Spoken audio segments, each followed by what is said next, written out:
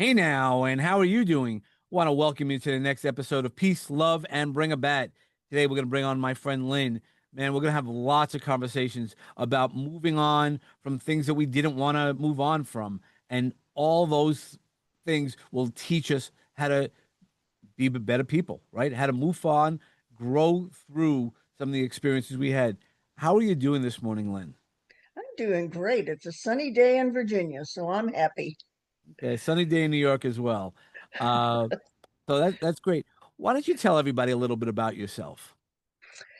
Well, I spent most of my career, I'm not a young'un, as you can see, um, working with one of the big global consulting firms. And I did executive coaching and leadership development. So I spent all of my life training people to be the best they could be and find out what that means, and then be successful at it.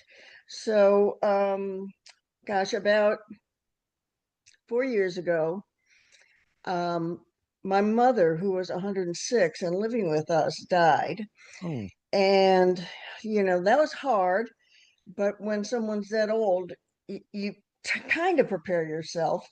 You don't, you don't right, really, right. As much you, as you can, right? yeah, You know.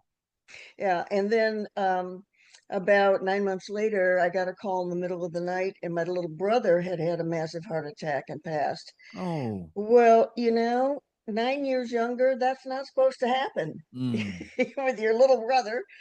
And then in about another 7 or 8 months, my husband passed away from complications with surgery, and that wasn't expected. So I had three major kicks in the gut ooh, yeah. within 2.5 years, and um, and that's what brought me to doing what I'm doing. Because after I made my way through that dark tunnel, which of course wasn't easy, but um, I really did something I would never suggest to my clients, and that is after Bill died, a couple of months after it, I just looked around the house and I thought, this is too big. I cannot deal with 5 bedrooms and a pool and a big yard and looking at things and thinking, oh my gosh, that needs to be done and that needs to be done. So I did sell the house and I found another house, downsized.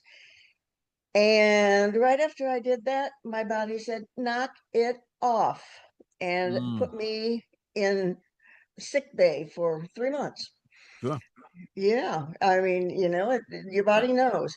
Well, But we store so much trauma in our body, and within a relatively short period. And I've experienced something like that. 2022, I had three major deaths in my life, and to me, that was my test because years ago I couldn't have handled it, but because of my growth and the wellness that I had put in. I mean, and look, there were days I broke. I mean, don't get me oh, wrong, sure. but it's how we do it. So continue on. I'm sorry. Yeah, no, no, that's good.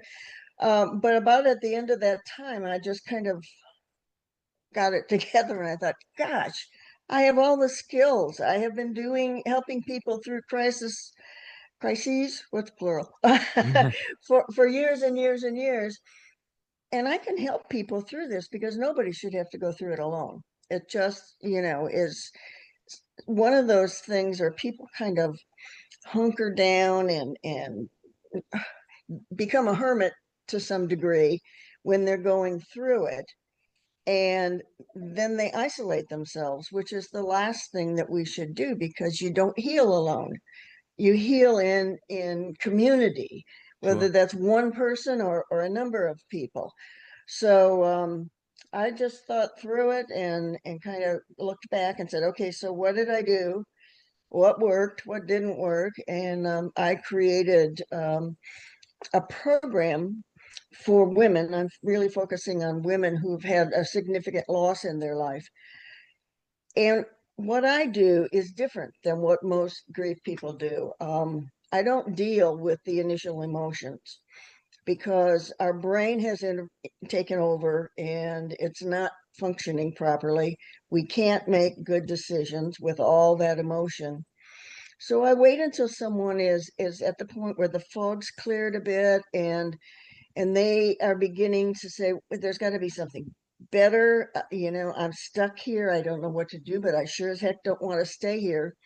So that's when I work with people and I help them peel back the layers of all the garbage that they've, Sure. taken on in their life, find out who they really are underneath all of that. And then I do a lot of work with them around values and beliefs and what happens when they're in flow. What are they doing? Who are they doing with?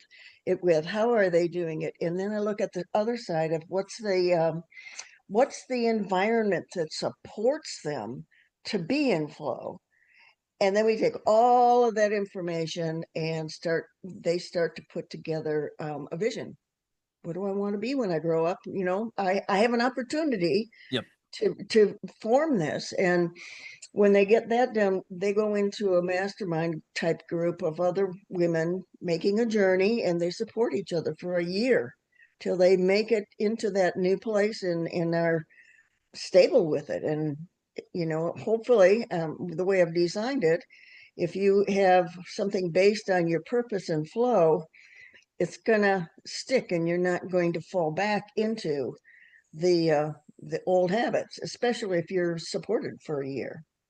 100% support community is, and supports. I mean, especially when extreme losses come in, the deaths, or I know you also work with loss of job, right? There's a lot of that is identity, right? Some of that is identity, even with grief. It's all identity. Right. I mean, being a caregiver, from moving from a caregiver to a situation where you're now, what do you do? Right. Yeah.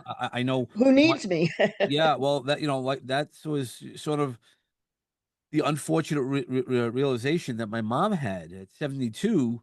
My dad, we had to put into a home because he had the beginning stages of Alzheimer's. But so I go, now you get to be Sally. I go, you should have all been Sally all along. And what did Sally want? And she didn't know. It scared her. If Exactly. anything, that might have been among the things that killed her at the end of the day.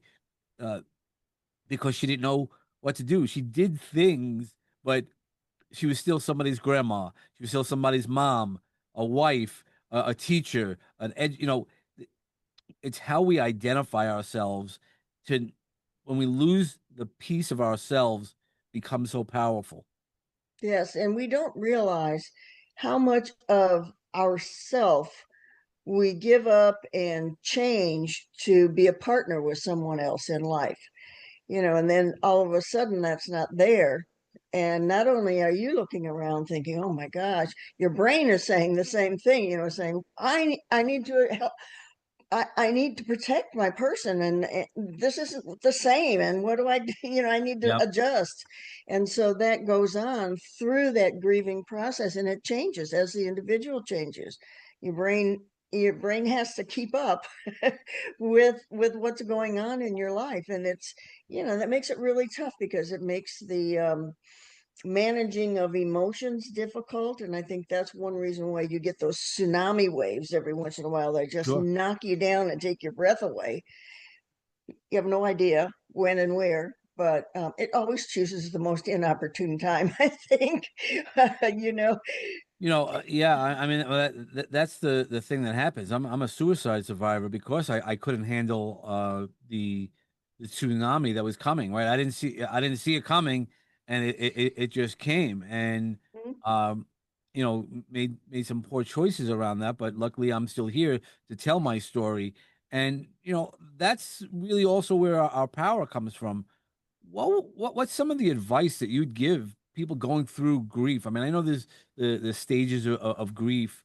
Uh, how are they different when you're losing a person versus losing a job? more intense.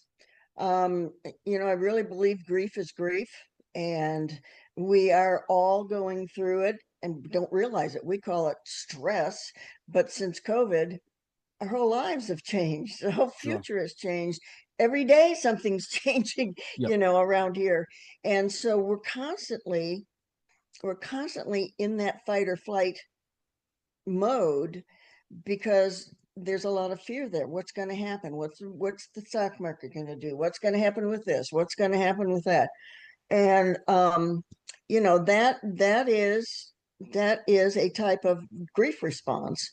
So it's really imperative that we accept that and understand it and deal with it, because we know that grief is just takes a toll on the body if it's not addressed, and not only in the body but on your mind. And so I am a big advocate of getting help from somebody who knows what they're doing, who'll take your hand and walk you through the process. And out on the other side, Yeah, that's important. yeah, that's to me, that's really important. That's what I have to offer. That's a little bit different from what a lot of people do. Um, but that recreating, it's not recreating. I can't say that because you can't recreate something that's not there. So redesigning maybe is a Mm, better word, yeah, your for your sure. life. Um, and that can be scary. And it's nice to have people that are supporting you, maybe in the same situation where you can say, hey, don't get into a pity party.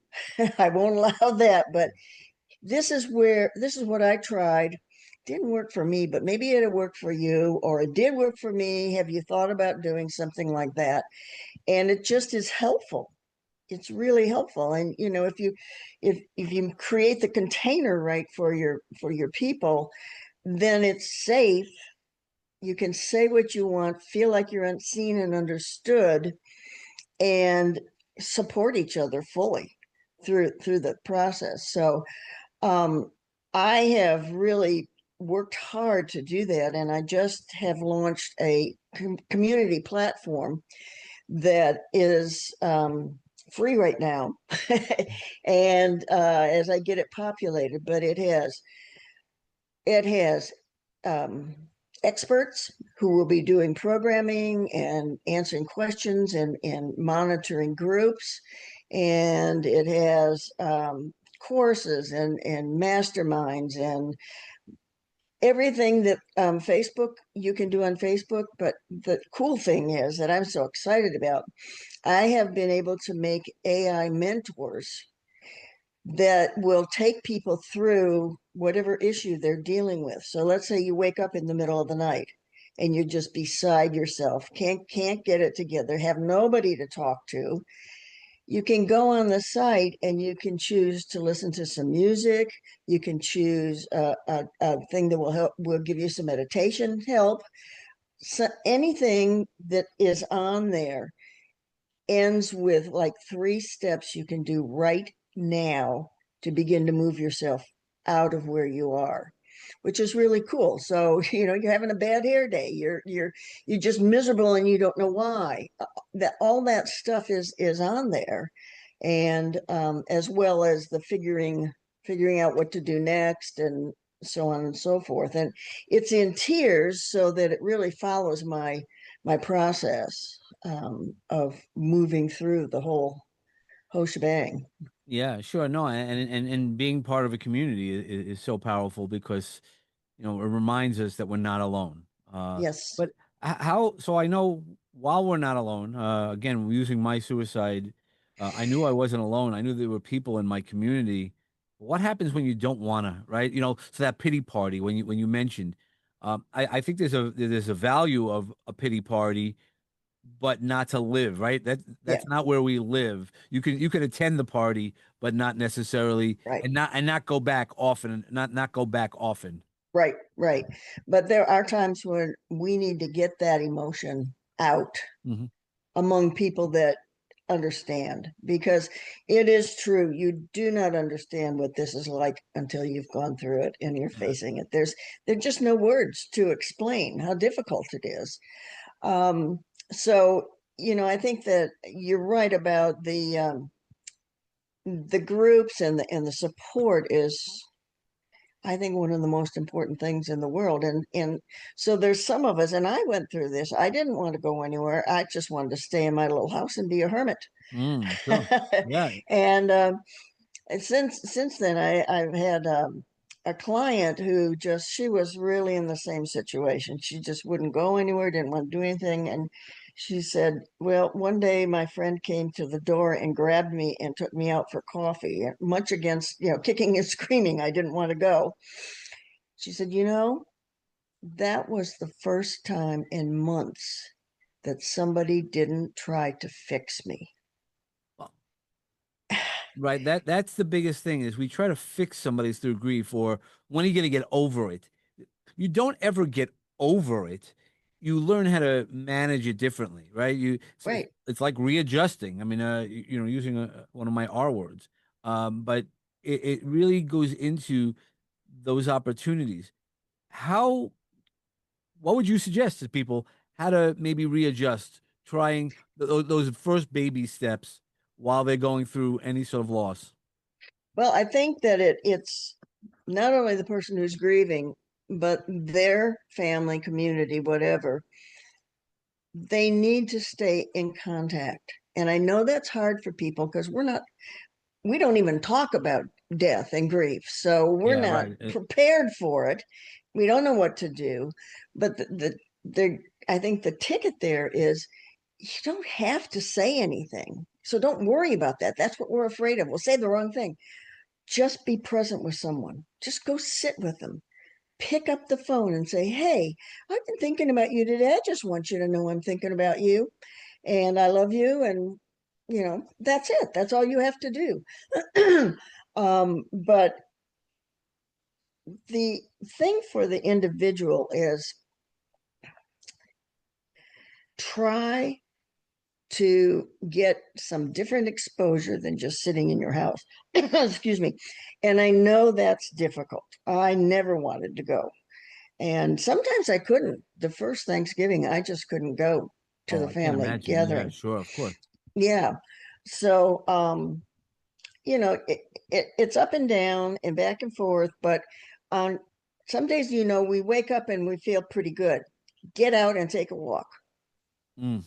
If nothing else, just I have found, and most of my clients have, that if you get out in nature, get a little sunshine, it really makes a difference. It pumps you up, it gives your body a boost, and that's a great place to start, even if it's sitting on your patio.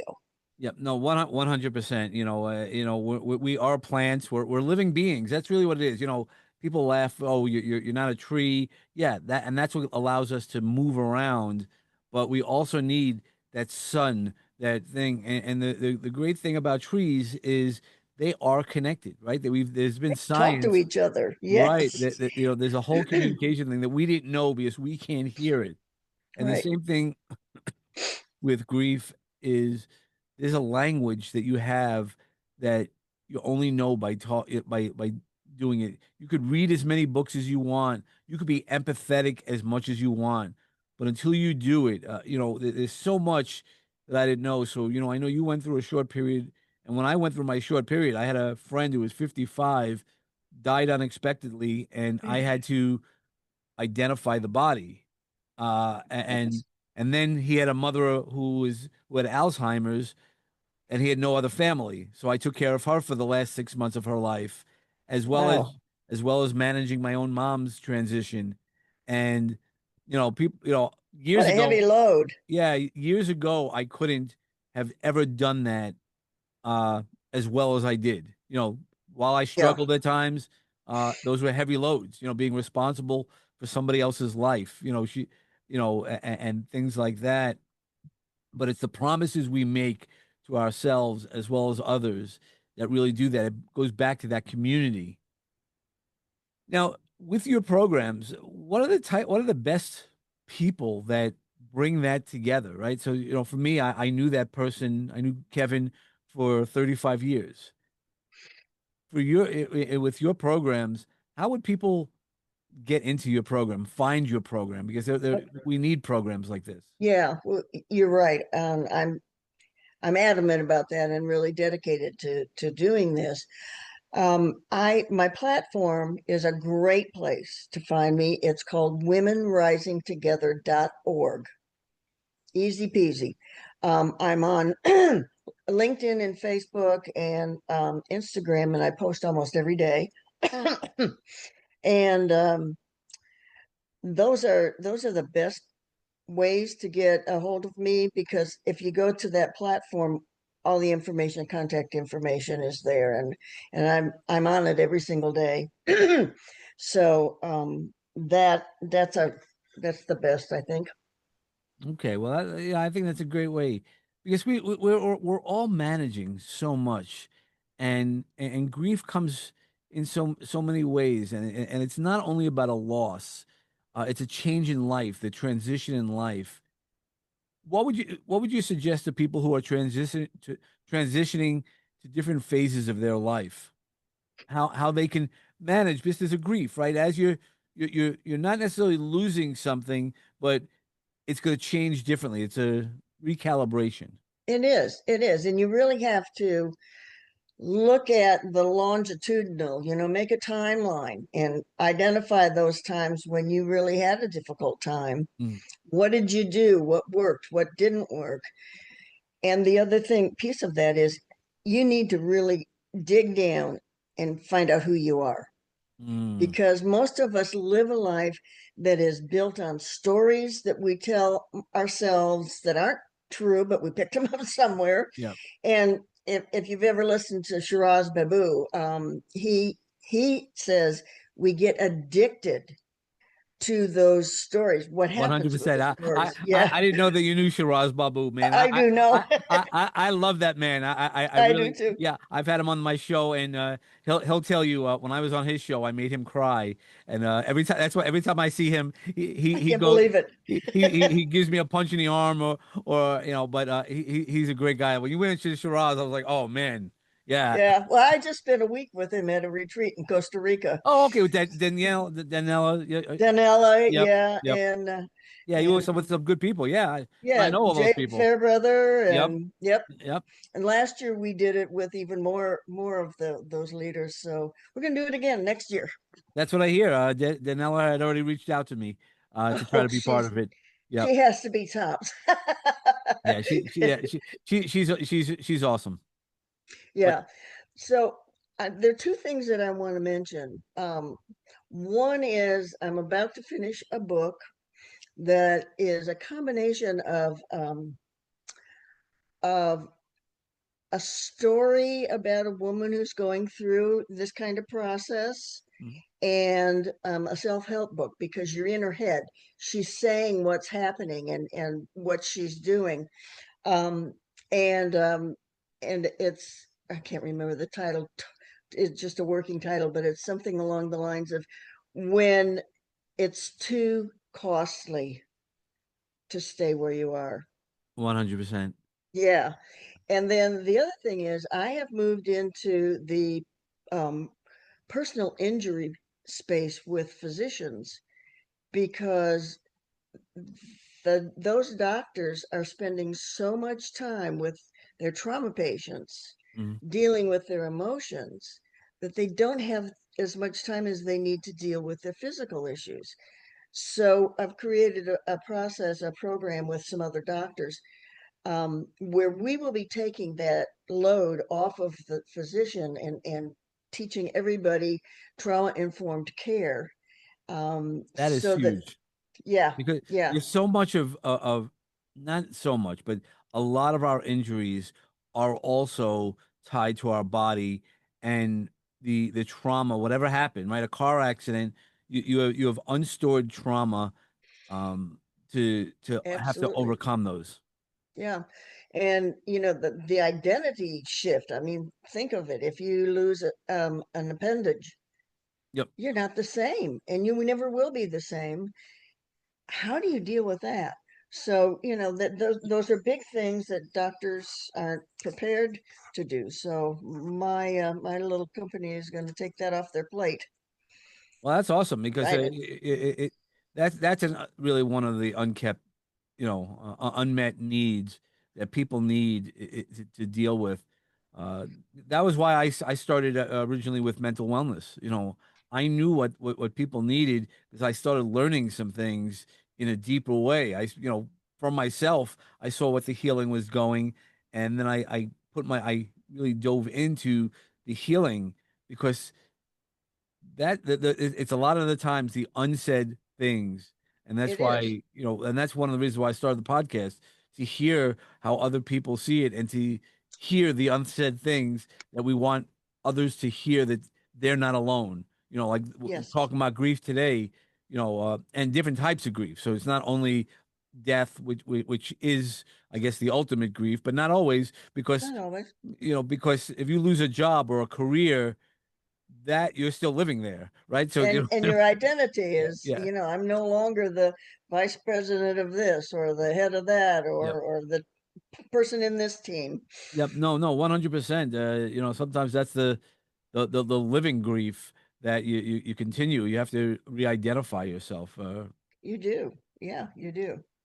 So, so given like today's environment, right, political and all that stuff, how does all that affect grieving? It I think there's a couple things. One is we're trying to get through, so we push harder and harder and harder, and that doesn't work. It's like losing your keys. You don't go to your purse, but I go to my purse, look for them. Nope, they're not there. Then I go all around the house to every place, go back to my purse, go back all around the house. They're not in my purse. Stop trying, so Right. hard. And we do that. That's what human beings often do is try harder, push harder, and that makes more stress on us. Yep. So it's dealing with it. It's the thing about grief is that you have to not try to fix it because you're not broken. Correct. You have to sit with those emotions and let them pass through your body. And that is difficult because it hurts and people don't want to stay there. But you have to because it will go, drain out. Mhm. But it takes time and it's painful and you don't want to deal with that. But if you don't, you push it down. And we now know the DSM actually has a diagnosis of broken heart disease. 100%. There's so many different things that it affects our body, right? So It all of does. these, the hormones, all the, again, I call the brain soup. It affects different parts of our bodies and it affects us differently. So loss is, and you can be very seriously damaged because of heartbreak and things like that. Right. Well, So it's and not only physical, it's mental too. sure. Yeah. So So, there's so much, and I don't want to only talk about grief because I also want to talk about coming through the other side, because that's really what you've done, and you lead other people through that. What is that like? So after you've gone through some of the darkest periods, and you've always given us through this episode lots of positive things to do it, but what does the other side look like also? Because I think that's what we need to remember when we're going through grief. We only see the darkness, right? right. Whatever that means for you, but there's also the other side. Right. And that's something that I'm very, very aware of. To my mind, coaching or helping someone move through that, you come up to a place where there is a gap between coaching and transformation. I'm interested in transformation, and that gap is like a bridge. In that gap, you have to be willing to step onto that bridge. It's unknown territory. It's not the easiest thing in the world. But in that bridge part, you are trying to get, not trying, you are getting in touch with who you really are, what your values really are, because they've changed if you've lost Sure. something big in your life. And we don't think our values change, but they sure do, depending on circumstances. And looking at self-limiting beliefs and the stories we tell ourselves, and cleaning out all of that junk that's not true and that you don't need to be carrying, and getting down to the person who was born into this world without this world impacting them. Who is that and what are they here for? Sure. And then you get to the transformation part, and it's like, oh my gosh, I laughed for the first time in months. I feel joyful at watching my grandchildren play, or so joy comes back into your life. Being able to look forward to doing things comes back into your life, and feeling that you have purpose again, which I think is one of the most important things. We need to have our soul refilled constantly, because that's what keeps us sane and keeps us going. 100%. And I think that's what we have to do is grab onto those things and remember. I mean, that's where remember the good times, even when you've lost something. Again, I lost a 30-year career in corporate America. They eliminated my position due to a corporate downsizing. I still talk very highly about the company. It was some great experiences. It was my time to go, so I was okay. I saw that from the moment I got there. Every 3 to 5 years, they had a downsizing, and I wasn't naive where a lot of people don't want to see things. And this is where I'm Yes, going is yes. while we have unexpected things that come up in our lives, how do we prepare ourselves for the unexpected things? That's a great question, because we've not done that in our lives. Right.